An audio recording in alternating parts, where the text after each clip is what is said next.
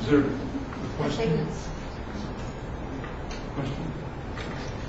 So, we of course were talking about Fourier series, and we had done stretch intervals, and we were about to talk about Fourier series in several variables. That's my memory of it. It may be useful, though, for me to use the, oh, nuts, I forgot to, well, there's some left over. It may be useful for me to redo Possible's identity using more the linear algebra notation. So in other words, a function f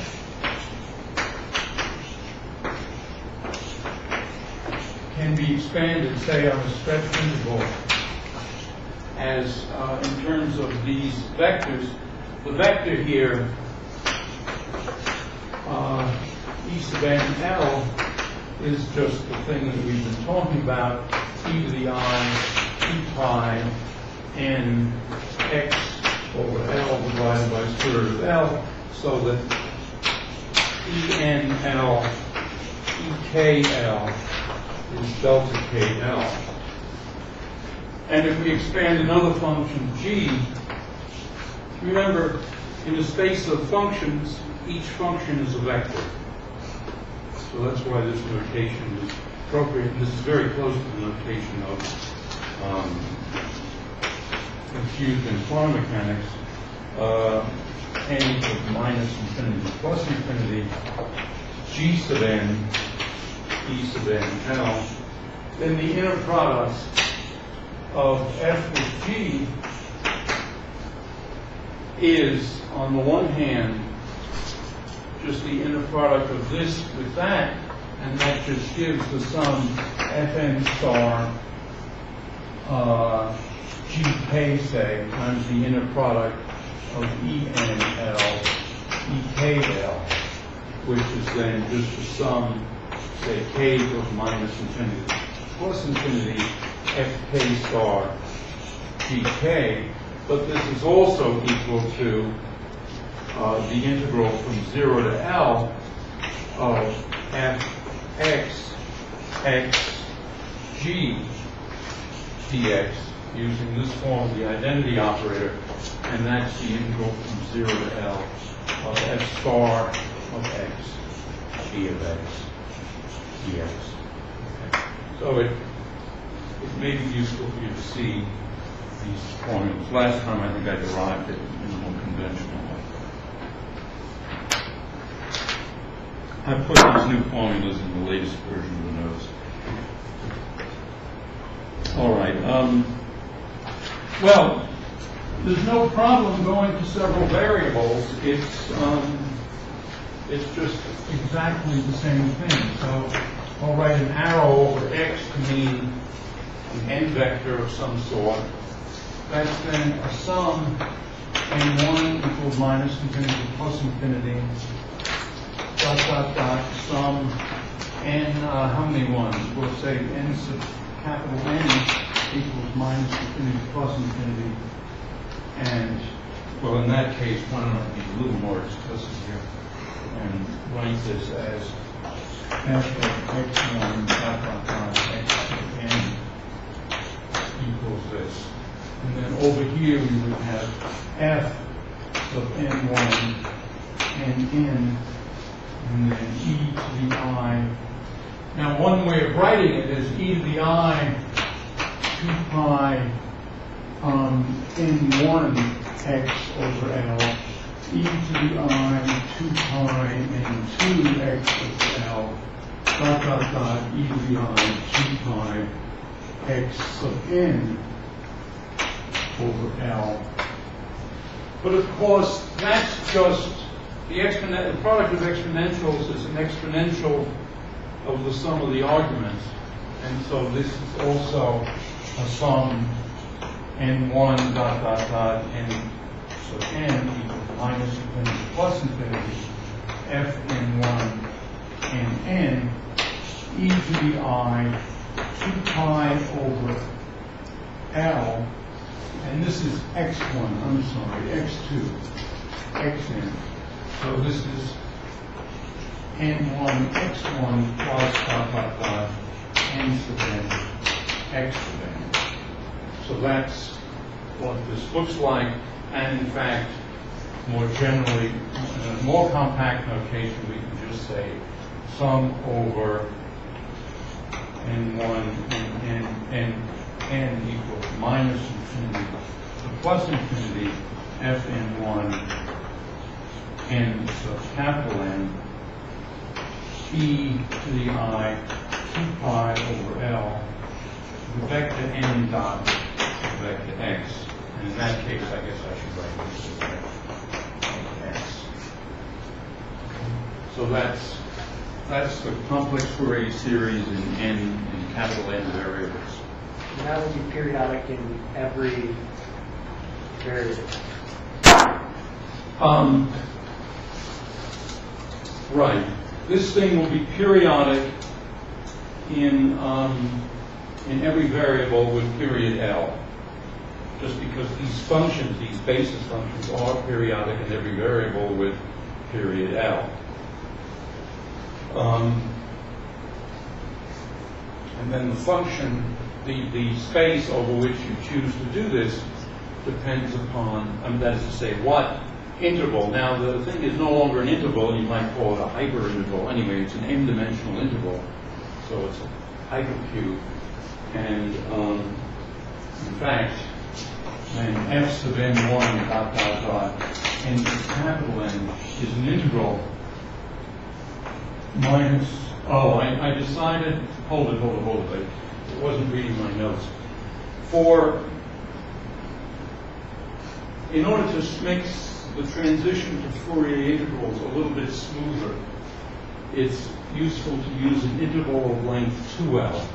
In that case, there's a 2 here, a 2 there, a 2 there, a 2 there, a 2 there, and then this is the integral from minus L to L dx1, dot, dot, dot, minus L to L dx capital N, and then e to the minus I, and now the 2's cancel, of course, so it's pi over L n dot x f, whoops,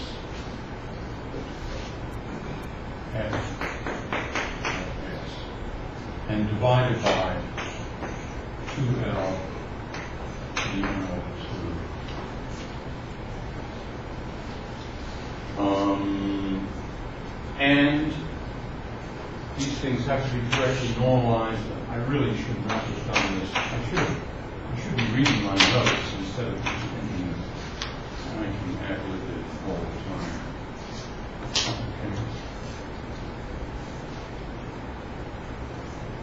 Okay, so that's the Fourier series in variables. All right, now any questions? We're going to switch to a new topic now, the convergence of Fourier series. Now, what we'll see in the examples in maybe 10 minutes, we'll see that the smoother a function is, the better its Fourier series converges. And let me just mention something. We've talked about the Dirac delta function a number of times. We want to switch the camera this way. Suppose we consider the Heaviside function. It really is named after a man named Heaviside. The fact that one side is heavier than the other, it's just so fun. So that function is 0 for, say, negative x, 1 for positive x. But what's the derivative of this? The derivative, and this is called theta of x. 1 for x greater than 0, 0 x less than 0. And in general, it usually doesn't matter what you call the value at x equals 0. The derivative of theta of x is in fact Dirac delta function, or at least it's one of the representations of the Dirac delta function, suitable for a certain space of suitably smooth functions. So notice that here we had something that was discontinuous, but finite. We differentiate, we get something that's not really a function, it's a distribution. It's zero everywhere, but so to speak, infinite at x equals 0. Although, as I said to you before, the Dirac delta function is an example of a distribution. A distribution is a map from a space of functions to some set of numbers, and a map that's continuous and linear. Anyway, this just is a dramatic example of how things get less smooth when you differentiate. On the other hand, you take the Dirac delta function, integrate it once, and you get the Heaviside function. And you integrate it once more, and you get something that's continuous. It's just a function 0 for negative x and x for positive x. So differentiation takes you from something that's smooth, and, well, whether you call it smooth or not depends upon what you mean by smooth. But you go from continuous to discontinuous to a distribution. And that will show up when we talk about conversions of infinite series. Let's just start, though, with, notice all of these infinite series are sums formally from minus infinity to plus infinity.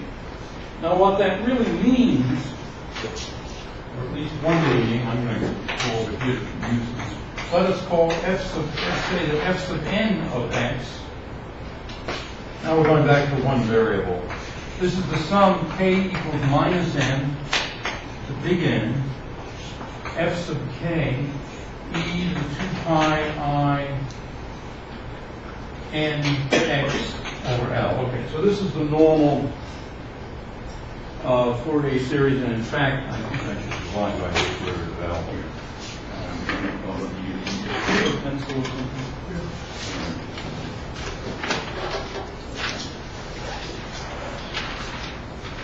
Okay, so these are.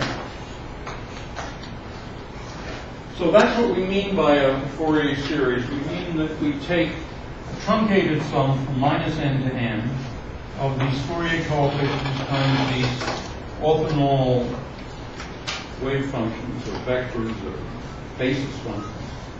And then we take the limit as n goes to infinity. Capital N goes to infinity. And the question then is, what sort of convergence do we have? Well, first of all, let's think of a definition. The sequence of functions f sub n of x converges to f of x on an interval, say, AB, if for each epsilon greater than 0,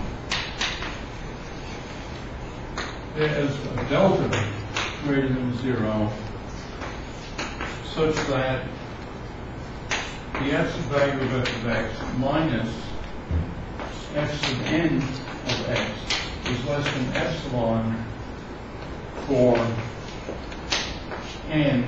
Wait a second. I should have not have said there's a delta. That's just the definition of continuity. There's an integer n of epsilon and x such that f of x, the absolute value of f of x minus f sub n of x is less than epsilon for all n greater than n of epsilon and x. Okay. All right, so that's the definition of convergence. But that's convergence at a particular point.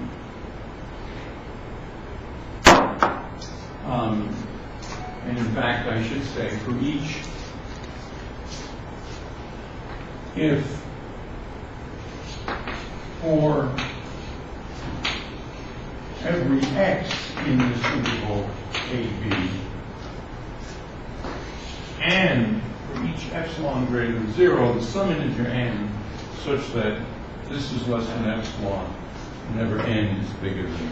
N is a function of x naught. That's right. N is a function. N depends in general on epsilon and x. And that is an integer. Huh?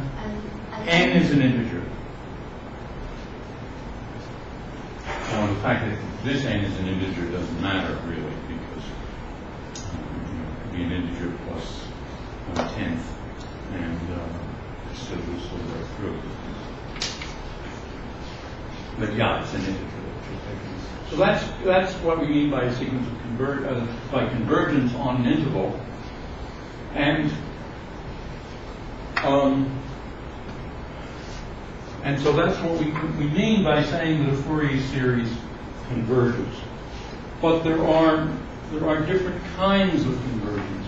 You see here we have n depending on both epsilon and x. All right.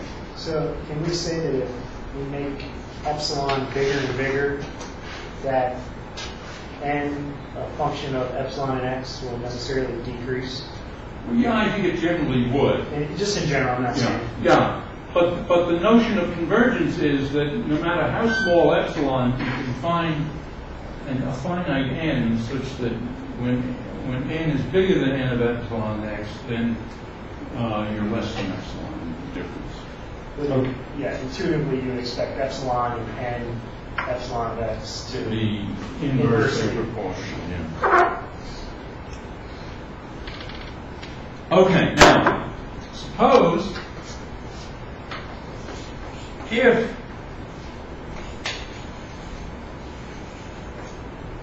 there's an n of epsilon that works independent of x,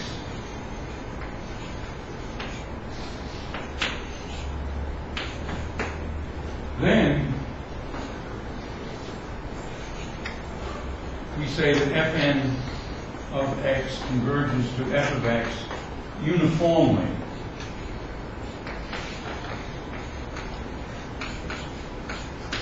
On the interval. In other words, the reason why n here depends upon epsilon and x is that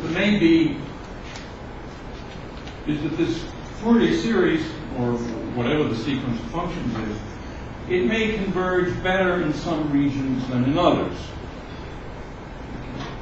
And so we have to have n depend upon both epsilon and x.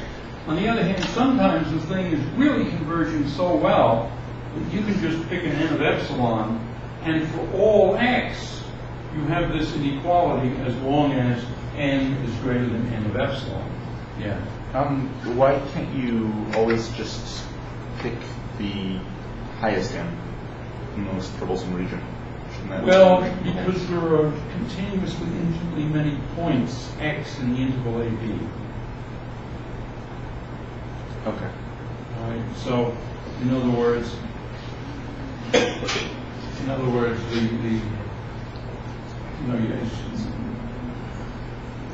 one point you need 50. You move a little bit to the right, it's 100.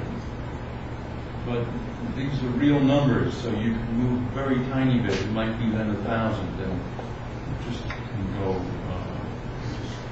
crazy. But that's a good question. All right, so that's the idea of uniform convergence. Now, I started to write out the definition of continuity. I assume you've all seen this, but just to repeat it again, the function f of x is continuous on an interval AB if for each x in AB there's Oh, and, sorry. Really should follow the notes. And every epsilon greater than 0, there's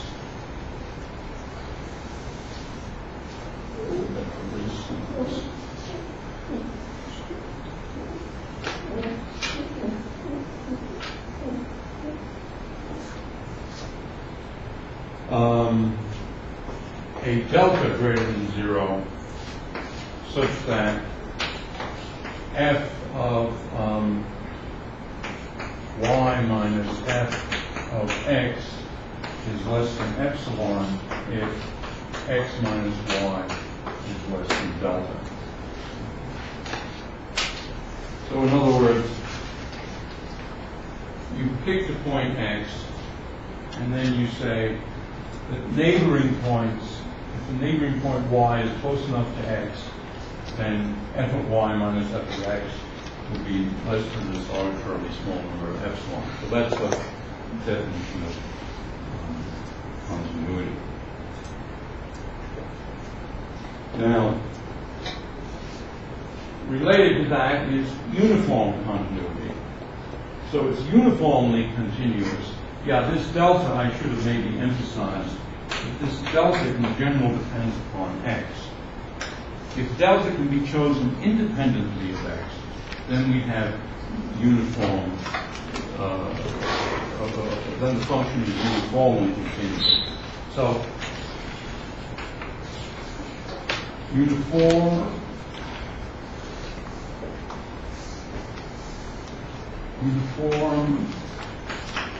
continuous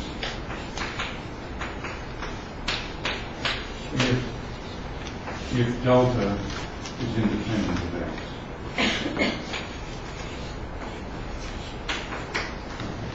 So if it's uniformly continuous, then for any x in the interval and any epsilon, f of y minus f of x is less than epsilon if x minus y is less than delta, independently of x and y.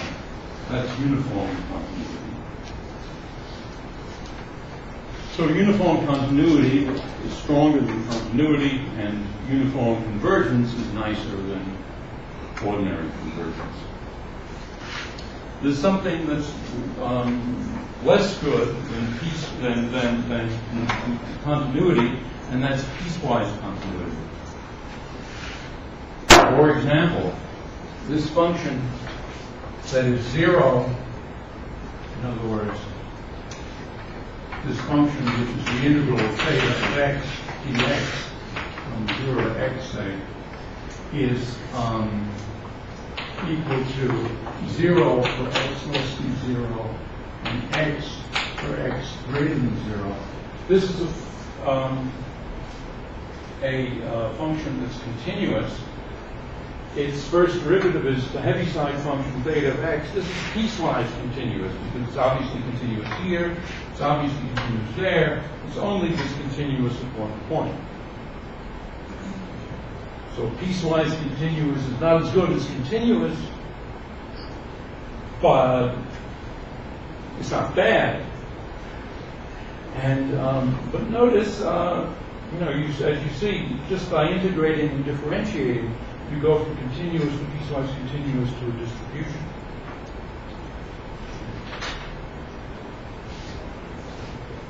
And if in fact this middle state here were not piecewise continuous, but were just, really discontinuous, then its derivative might not be a distribution. So I don't know. Won't have to study that. Okay. Any questions about that? Because these are all these concepts are appearing for the first time in this course, although I hope you've seen them in freshman calculus and some of these things, not all of them. Okay.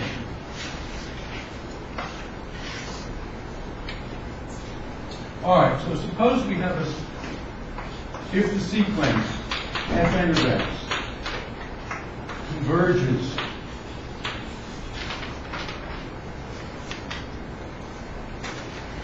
uniformly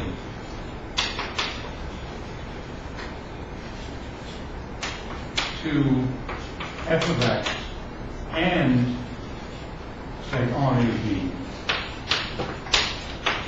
and all fn of x are continuous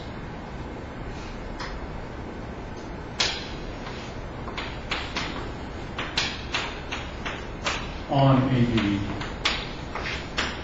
then f of x also is continuous.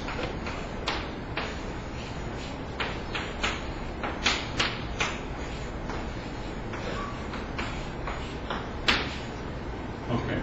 So a uniformly convergent sequence of continuous functions converges to a continuous function. All right? Okay. Now, these basis functions that we've been using for the last few days in Fourier series are, of course, continuous functions. They're exponentials. They're, in fact, infinitely differentiable. And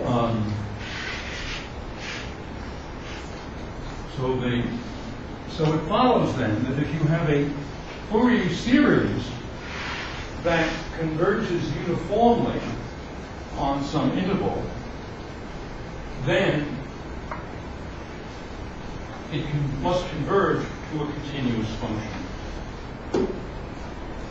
So, a Fourier series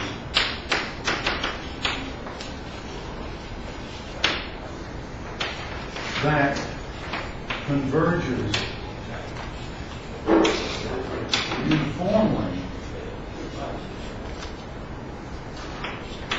to, say, f of x on AB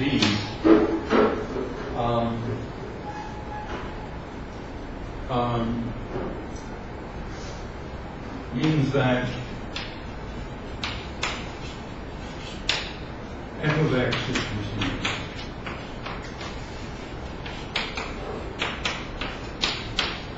On AB. Okay. So a Fourier series that converges uniformly on a closed interval is always converges to a continuous function.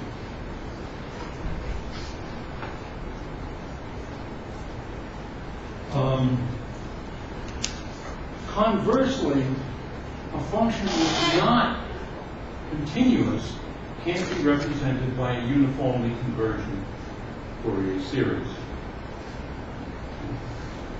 And so that's where you see the smoothness of the function determines to what extent to how well the series converges.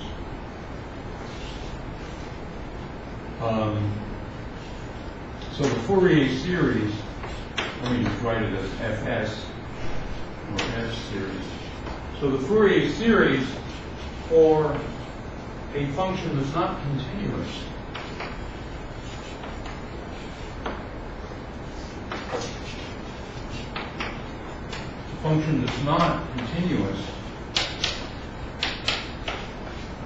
say on some interval, cannot converge uniformly.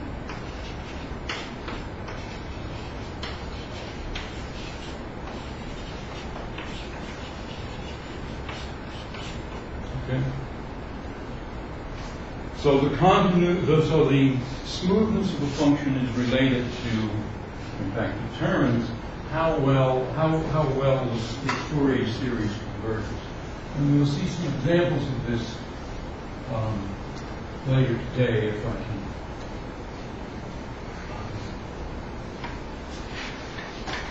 Speed up a little bit here. I think I'm going a little bit slowly. Any questions?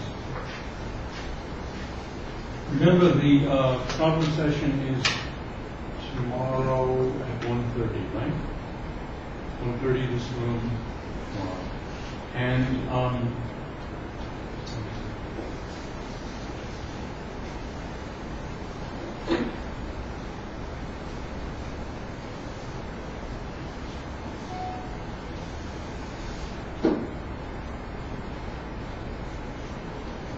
In fact, I think one of the things we should do in the problem session is use whatever laptops people bring and maybe do some numericals for each series.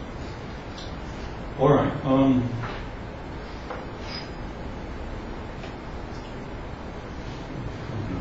Not both these classes.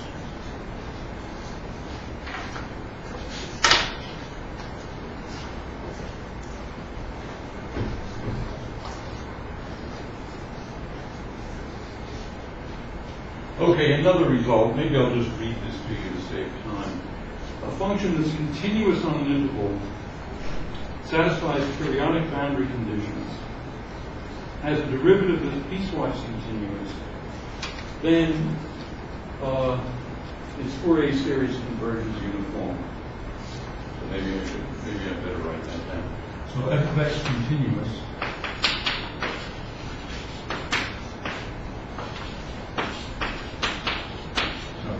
Continuous on AB, FB equals f of A, f prime of x piecewise continuous.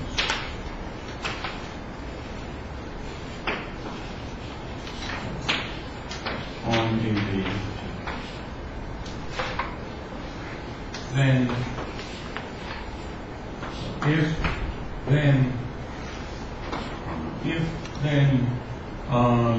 f sub n, the Fourier series converges to f uniformly.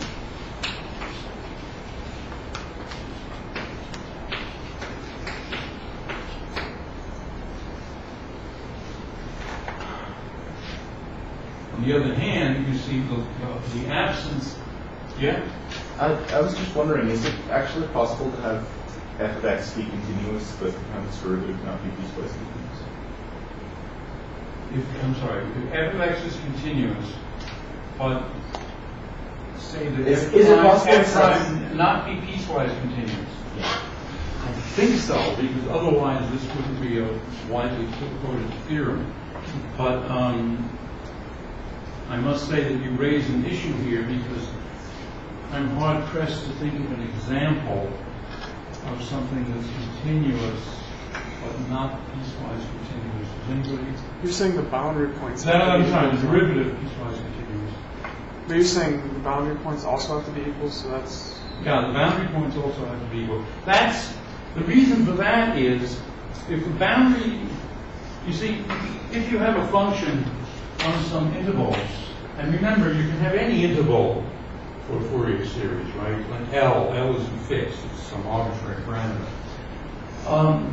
If the function starts here, f of a, and then it can do whatever the hell it wants, but if it ends up at f of b equal to f of a, where this, say, is this interval of length L, then you can say it's really a periodic, it's effectively periodic inside this interval because you could extend it to a periodic function just by repeating in the next zone of length L exactly this pattern. And you can do that because it starts and ends at the same point. That's why that's critical.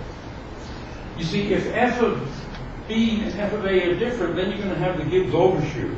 And that Gibbs overshoot doesn't go away as n goes to infinity. In fact, it's what happens is, as n goes to infinity, in other words, if you have, suppose you have the Fourier series for function x. So then it goes up like this, that's x. But then it's going to shoot down. And so if with just a few terms, it does something like this. But if you have a zillion terms, then it stays pretty close to this, and then it gets nervous here. If you have more terms, then it stays pretty good to almost the end, and then it goes crazy. But it always goes almost as crazy, no matter, it's just that the craziness is deferred. All right. And that happens because, say, f of L is L, and f of 0 is 0. So the thing is, it doesn't satisfy this condition. But to get back to your question, I don't know. I assume there are that there are continuous functions whose derivatives are not piecewise continuous, but I have to think. Somebody here with a laptop could, Google it, add wiki, and you might get a nice answer. Bunch of a series of very narrow courses.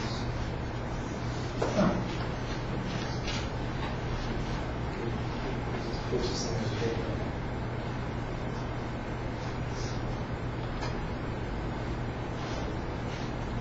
Yeah, all right. Now that you're forcing me to think,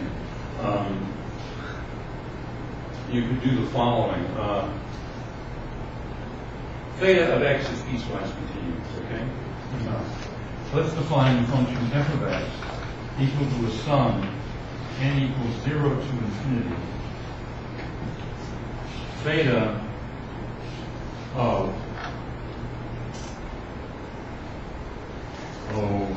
x minus 1 over n. Okay? So this thing has a discontinuity when x is equal to 1 over n.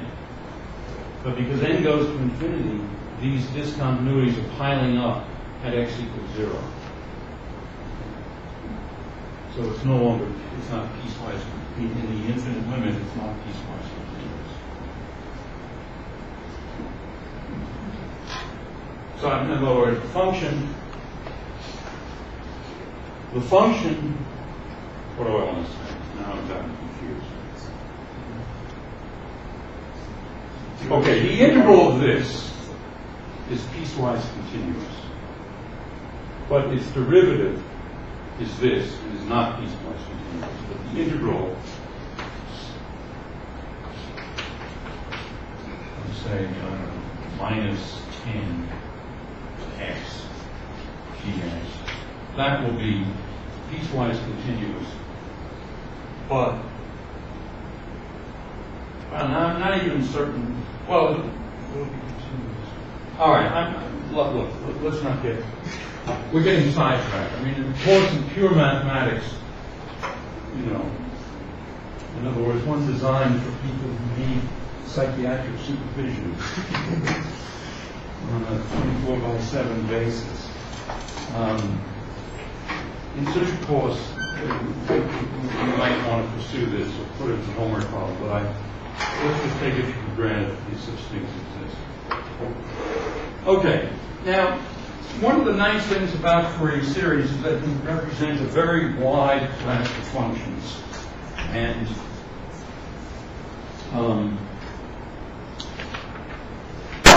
in fact, as I said to you when I derived the particle identity for the first time, if you have a function with square integral on some interval, then this is the sum of the absolute value squared Fourier coefficients for that interval. That was a consequence, or that is Parseval's identity. It's also true that if a function is square integrable, well, that means that this thing is finite, and so this series converges. So a square integrable function has the Fourier coefficient, the absolute value squares of the Fourier coefficients converges for a square integrable function. Moreover, it's also true that if f of x is square integrable, say, on this interval, in this case it's the interval 0 to L, then its Fourier series, f sub n of x, converges to f in what's called the mean. And that means that the limit n goes to infinity of the integral 0 to L of the absolute value of f of x minus f n of x squared dx goes to 0, or equals 0, the limit equals 0. This is called convergence in the mean. So f sub n is the Fourier series for, let's just say, f sub n of x is the sum minus capital N, f, say k equals minus capital N, f sub k, e to the I, 2 pi k x over L divided by the square root of L. So that's the nth Fourier sequence in the sequence of series that converges to this, and it converges in the mean. So in other words, if Fn is defined this way, then the limit n goes to infinity of the integral of the absolute value squared of f of x minus Fn of x is 0. So that's something, that's the kind of convergence we get for square interval functions. That doesn't mean that it converges to f of x at every point x. It's only that integral, the limit of that integral is 0, which is not the same thing. But this is a very wide class of functions. Functions of a square interval can have all kinds of discontinuities. Any questions? All right, now what happens if you have some Fourier series f of x equals sum n equals minus infinity to plus infinity f sub n e to the I 2 pi and x over L, and once again you just to make them orthonormal and divide by square root of L. Then if you integrate, let's integrate. Then we get a function f of x equals, say, the integral from 0 to x. Well, I said a to x, so let's do a to x then. F of x prime dx prime. Well, what is this? Well, it would be f0 times x minus a minus I L over 2 pi sum n equals minus infinity to plus infinity, n not equal to 0, so we're skipping the one that we did explicitly. And this will be f sub n over n e to the pi 2 pi and x over L minus e to the minus, wow, no, e to the I 2 pi and a over L. So we're integrating from 0 to a, from a to x. Okay, notice that in general, as I said in the examples earlier today, that when you integrate a function, the function becomes smoother in general. Well, here we see that the integral of a Fourier series converges better. Why? Because there's a 1 over n here. So f sub n over n obviously is a Fourier series that's going to converge better than just f sub n. Because when n is a million, well, that knocks it down by 10 to the 6. And so the series converges better. On the other hand, if you differentiate the function, let's differentiate this function, then we get f prime of x is equal to I 2 pi over L sum n equals minus infinity plus infinity n f sub n e to the I 2 pi n x over L, and again I forgot the square root of L's. I'm sorry, I will square root of L's. Alright? This is much worse. And it really is much worse because the coefficient Fn gets multiplied by n. And so if we go out in the series to n equals a million, we've got a million here. Go out to a billion, it's a billion. And if we go to infinity, can it converge? Well, it could if the series was, if the fn's converge really quickly. For example, suppose fn were 1 over n factorial.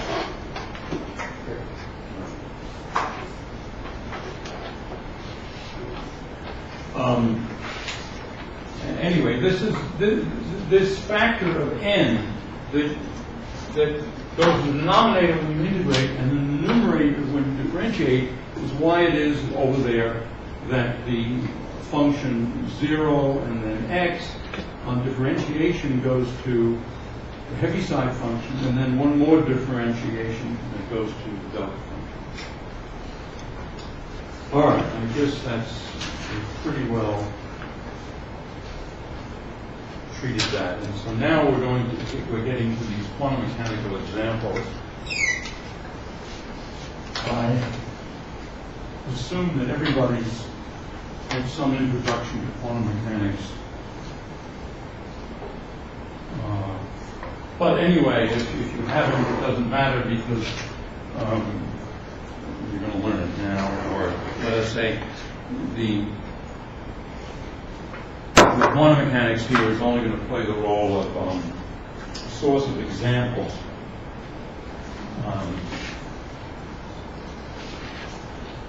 It's not going to play an essential role, but I think by using these as examples, you'll learn a little bit more quantum mechanics on the way.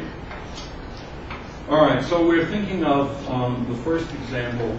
In fact, all these quantum mechanical examples, in order to make things simple, they're basically a particle mass m trapped in a one-dimensional square well, and the potential is V of x is equal to 0 for 0 less than x less than L, and it's infinity over y. So for x less than 0 and x greater than L. So basically so the potential is 0 here, and it's huge. And I really can't draw it because it's infinitely high over here and here, and it's too small to see here. So, in other words, the potential looks like this. Okay.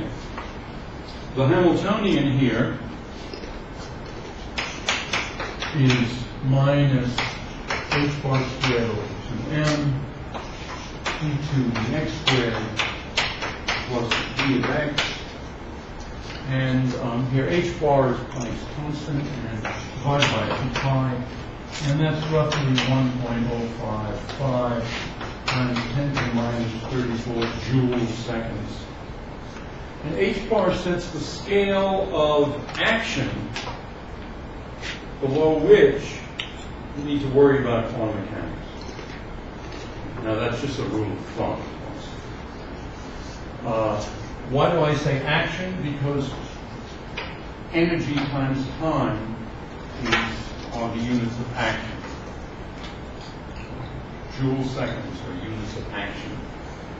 So in other words, in particular, for processes that are on a very short scale of energy or a very short scale of time, are potentially very quantum mechanical.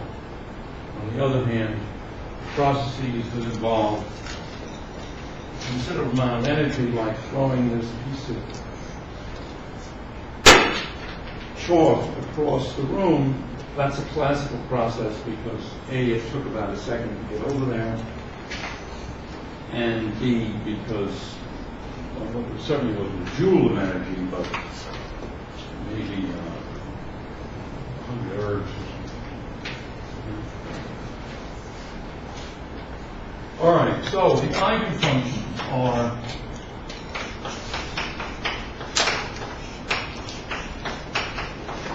like that, and this breaks down to something very simple. It's the differential equation of minus h bar squared over 2m d2 psi dx squared, psi of x say, equals e psi of x for x less than L greater than 0, and outside that interval, you have v equal to infinity, and so the equation would be minus h bar squared over 2m.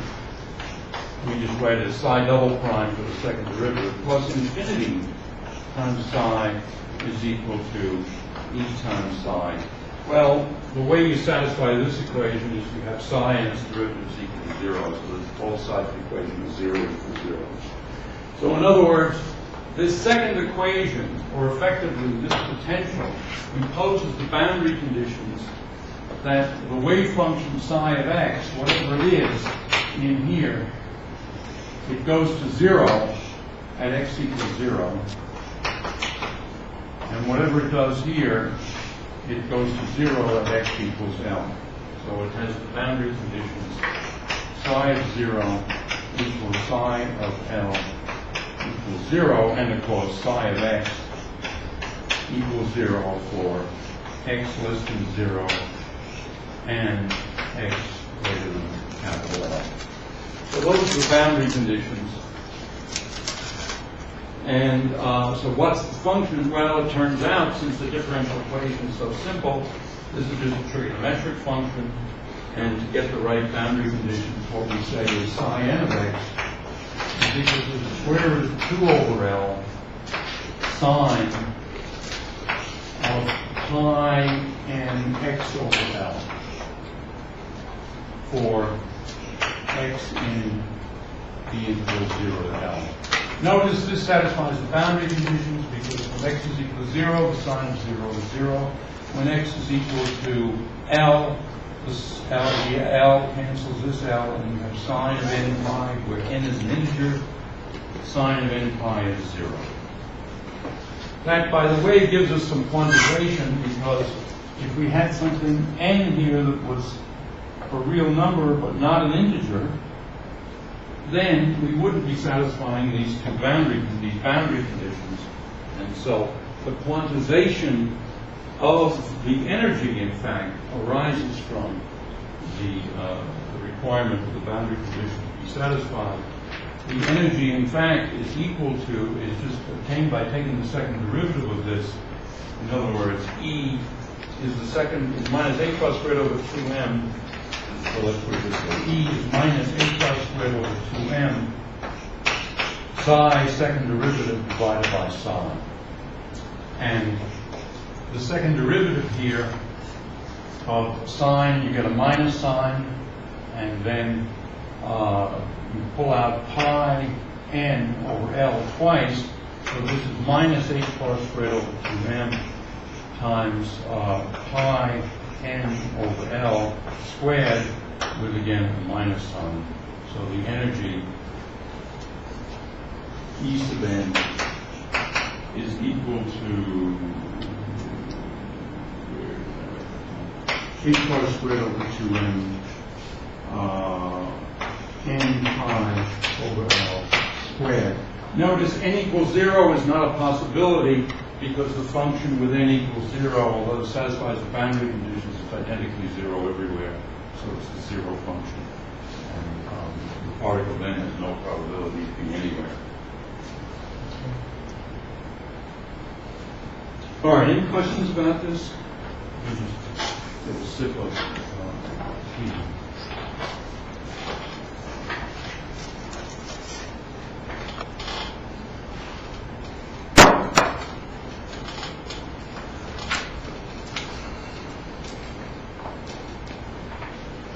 All right.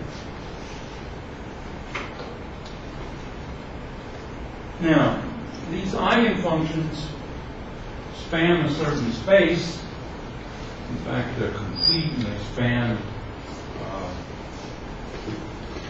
frankly, they span the space of functions with a square interval on the interval 0 to L. And so in particular, we can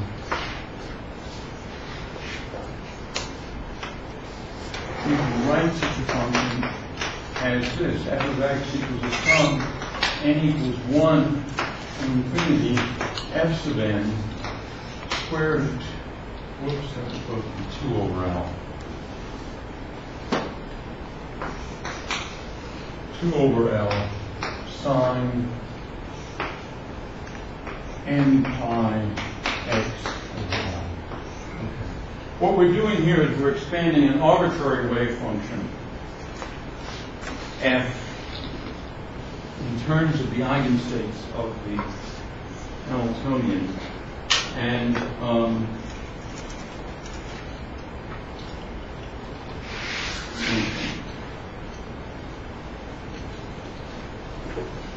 in particular, this tells us that now we're really going to use this only on the interval 0 to L, but in fact, if we expanded this outside, if we used it on the interval minus L to L, then it can only represent odd functions on the interval minus L to L.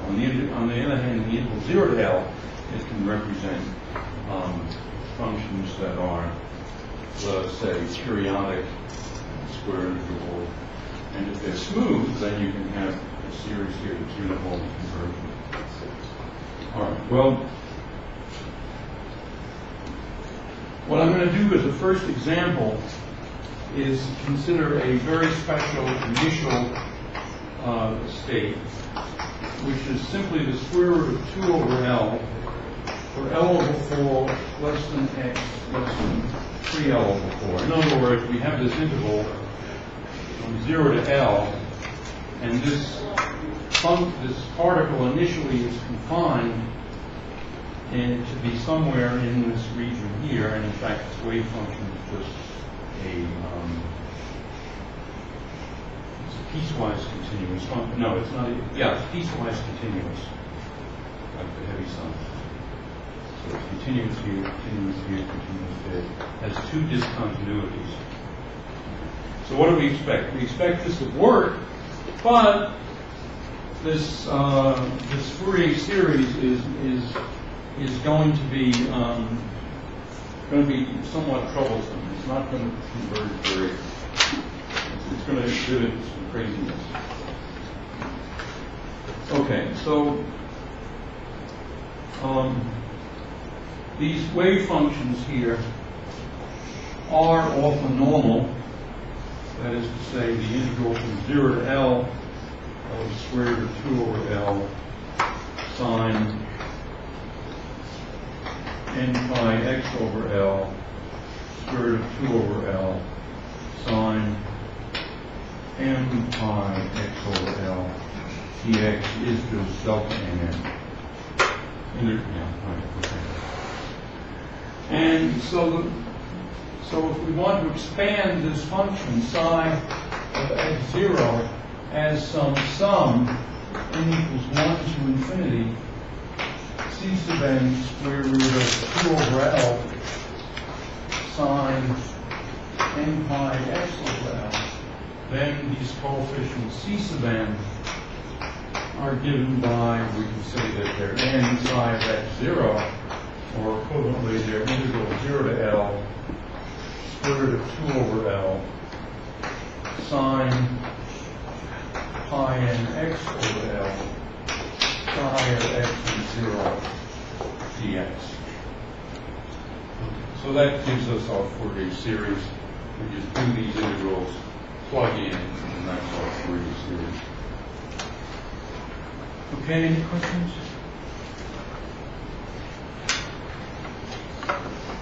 All right. Well, this nth coefficient, in fact, is equal to just 2 over L, the integral from L over 4 to 3L over 4 of sine n pi x over L dx, and this is 2 over pi n cosine of pi n over 4 minus cosine of 3 pi n over 4. Okay. So what we see is that these coefficients go as 1 over n. And well, that's better than going as unity without any independence. But it means convergence isn't, it certainly isn't uniform. And in fact, okay, so now, let's see, do I want to throw this on the board immediately? I guess so. All right, now,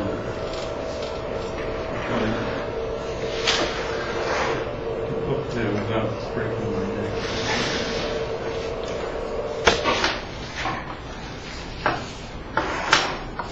Yeah, you should take a couple.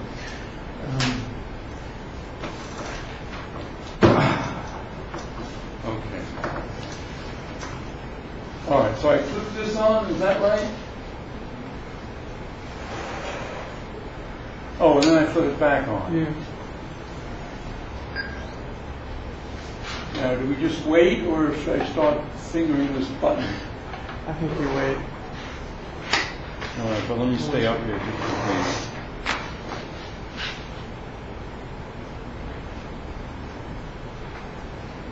Okay, we've got light. Yeah, all right. So,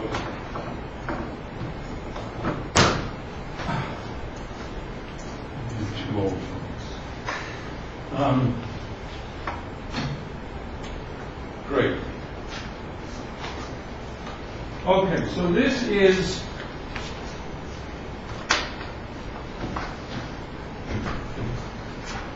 the wave function psi of x and 0 is this thing. Okay.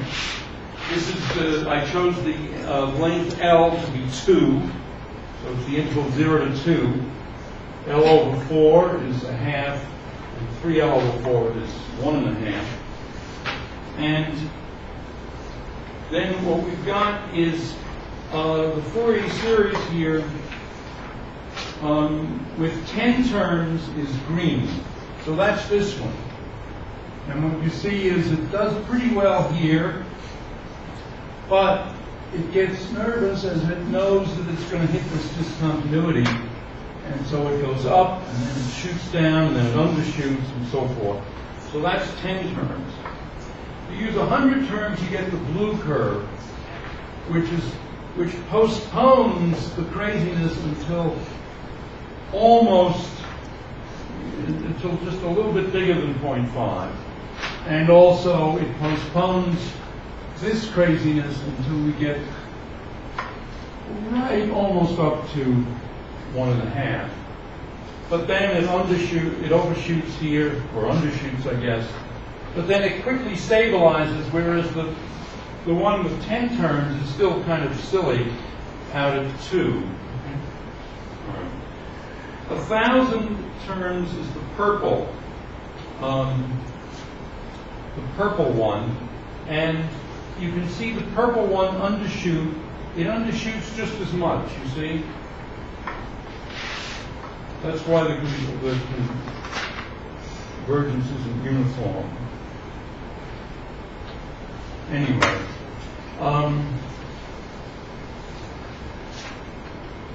so the purple one does a much better job, but it still is crazy after this time. All right, now, is there some way of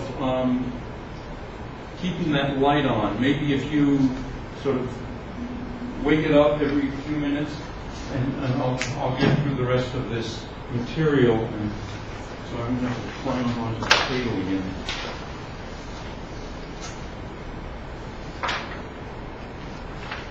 Okay, now how does this function evolve in time? So this is an initial state, psi of 0. In the initial state, the wave function is 0, then it goes up to, I guess, square root of 2 over L, and then back down to 0, and it's constant in this half of the interval.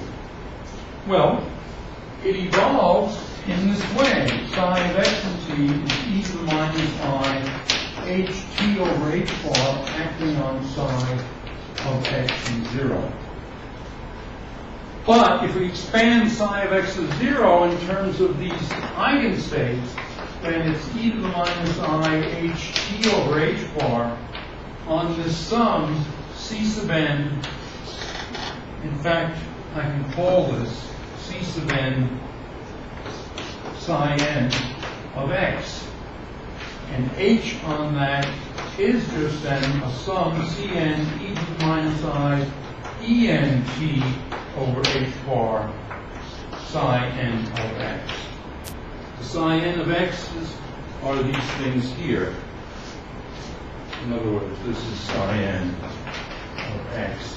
And the en's were the energy eigenvalues, which I wrote down there. H bar squared over 2m times n pi over L squared.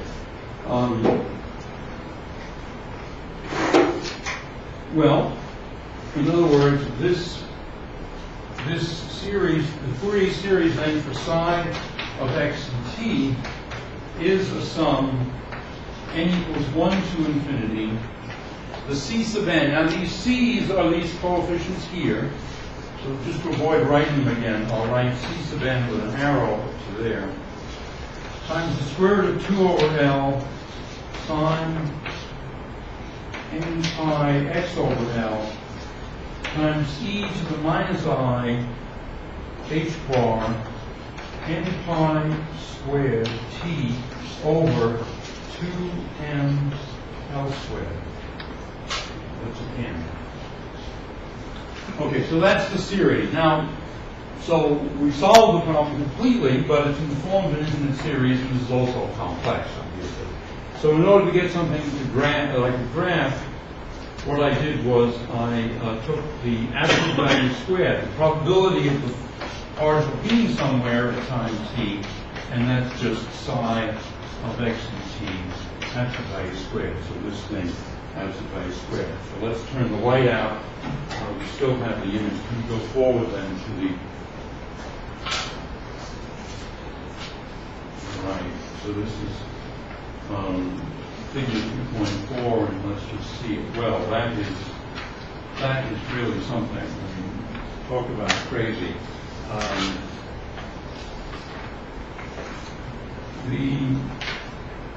What I've done here is plot the 1,000-term Fourier series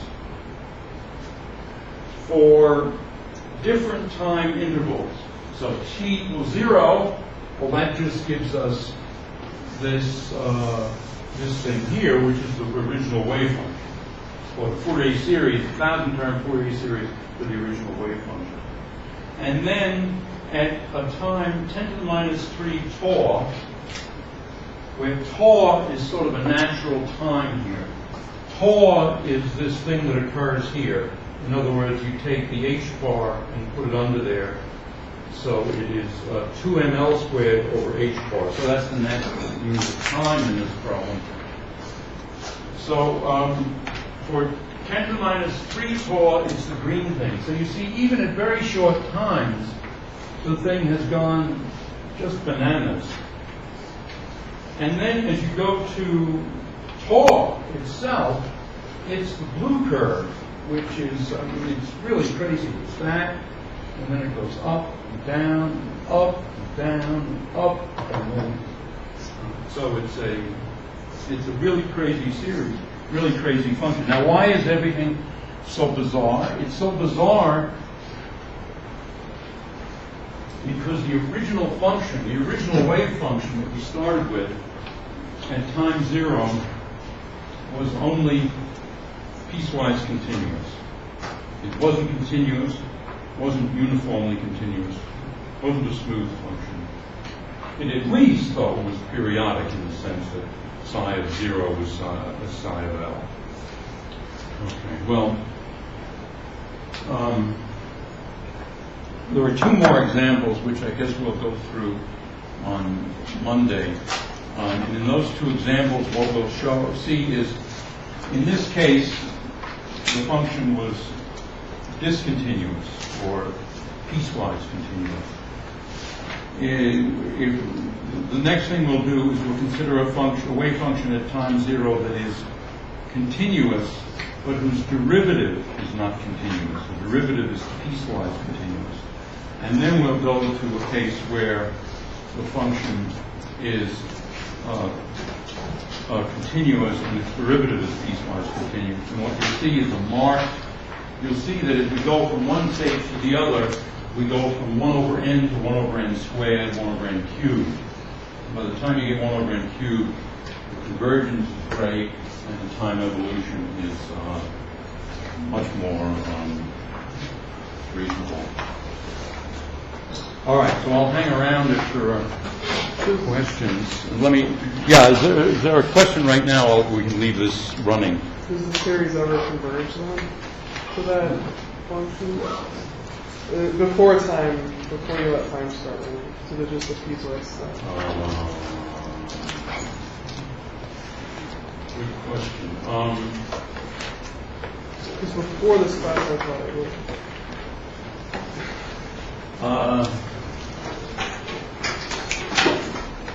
Let's see. Yeah, I think, I don't guarantee this, but I think the series converges, the series for psi of x and 0, and probably even the series for psi of x and t, I think converges, but not uniformly.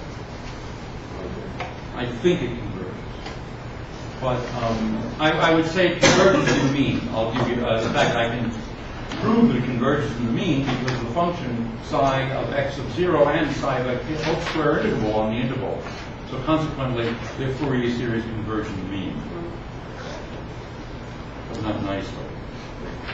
Meanly in the mean.